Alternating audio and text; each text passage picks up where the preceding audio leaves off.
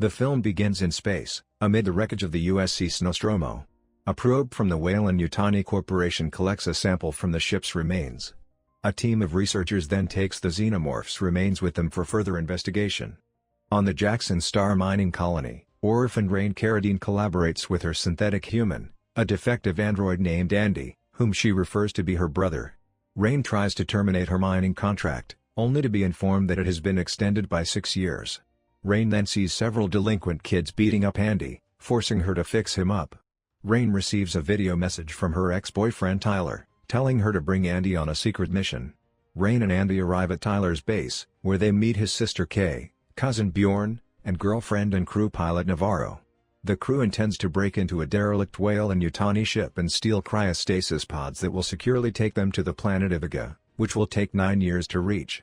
They specifically require Andy because he can access the ship's terminal and was also created by Wu. Rain is hesitant to join them due to her fear of getting in trouble and their desire to use Andy for something risky, but Tyler convinces her to go along with them. The six board a mining craft, the Corbelan, and fly over Jackson's star, attempting to observe the sun as closely as possible. They finally arrive at the station, which is separated into 2 sections, Romulus and Remus.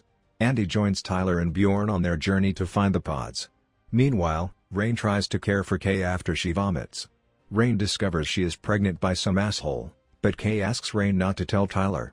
On their search for the pods, Bjorn acts like a jerk to Andy, which Navarro explains to Rain as rage because Bjorn's mother died inside a collapsing mine when a synthetic decided to sacrifice her and 2 others to save more than a dozen other miners. When they arrive at the pods, they discover that there are only 5 because Andy was never meant to go to Yvaga, there are restrictions against synthetics, and that there is only enough fuel for 3 years in cryostasis. The guys soon discover a lab where Andy prevents Bjorn from falling into a massive pit, as well as the top half of another synthetic. The guys continue walking until they enter a room where they are locked up as the ship is placed under lockdown. A frozen wall of facehuggers begins to thaw. Rain and Navarro go to help the men while Kay sleep. They find the synthetic, which briefly comes back to life before Rain removes its module to replace Andy's. Tyler does this, and Andy takes a time to reboot. The facehuggers then begin jumping into the water, with one nearly landing on Bjorn's face. Rain attempts to break the door open, while Andy awakens and prevents a facehugger from capturing Tyler.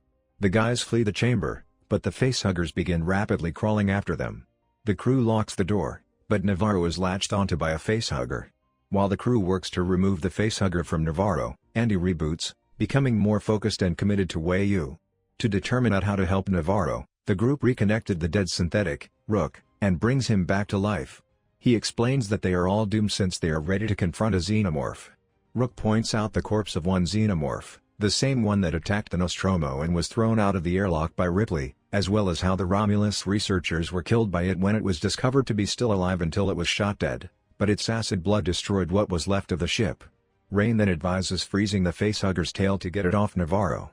It works, and she awakens, but Rook makes it clear that she is still doomed because of what will happen next.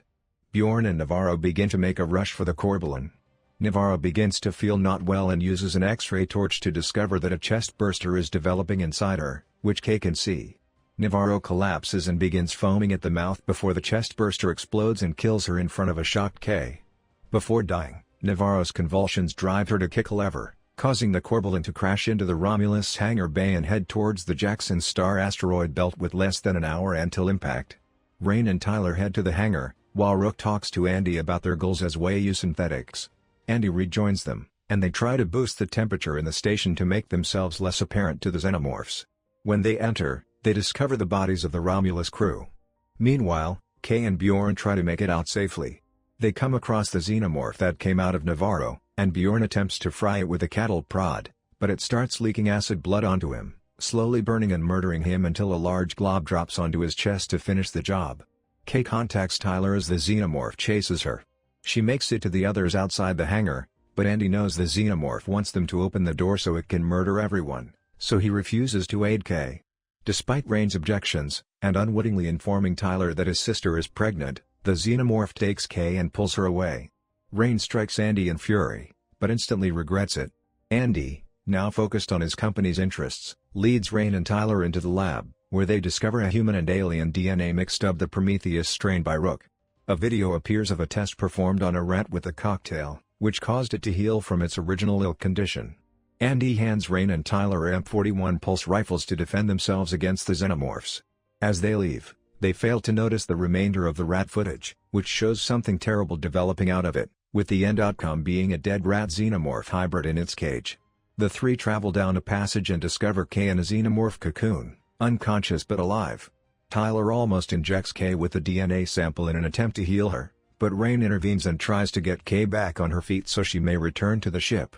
The Xenomorph then grabs Tyler by the tail and murders him by forcing its second mouth into his face. Rain gets Kay to safety so she can get herself on the ship, while Rain returns for Andy. When Rain departs, Kay injects herself with the sample. Rain finds Andy and removes the module, allowing him to return to his old self, but Rook informs them that their escape attempts are hopeless. When they appear to have given up hope, Rain comes up with a plan to turn off the ship's gravity as a large group of Xenomorphs approaches them. As they begin to float, Rain fires her weapon at the aliens, killing them but also spraying acid blood all over the place as she comes perilously close to soaring into it. She is able to move away with the rifle's recoil, but she eventually makes it to safety. Rain and Andy end up on the lift just as gravity returns and Rain begins to fall. The main Xenomorph snags her with its tail, but Andy comes down and kills the beast with Tyler's gun before taking Rain out. Rain and Andy return to Kay on the Corbelan as the Romulus descends into the asteroid belt. Rook makes one last try to get Andy to stick with the Wayuu goal of returning to the company with the sample, but they ignore him, and he is destroyed along with the rest of the station. Rain places Kay in a cryopod as they make their way to Yvaga. Kay's vital signs begin to deteriorate as a result of the DNA mixture's impact on her pregnancy. Her stomach has completely grown, and she is about to give birth in horrible pain. Rain assists Kay as she creates an egg-like pod harboring a human Xenomorph hybrid. Rain washes away the egg, but its acid causes it to slip through the grates. She leaves to try to arm herself in order to obtain aid, but when she returns to Kay, the child has fully grown to resemble the engineers and is feeding off Kay's chest, killing her. Andy has also suffered significant injury as a result.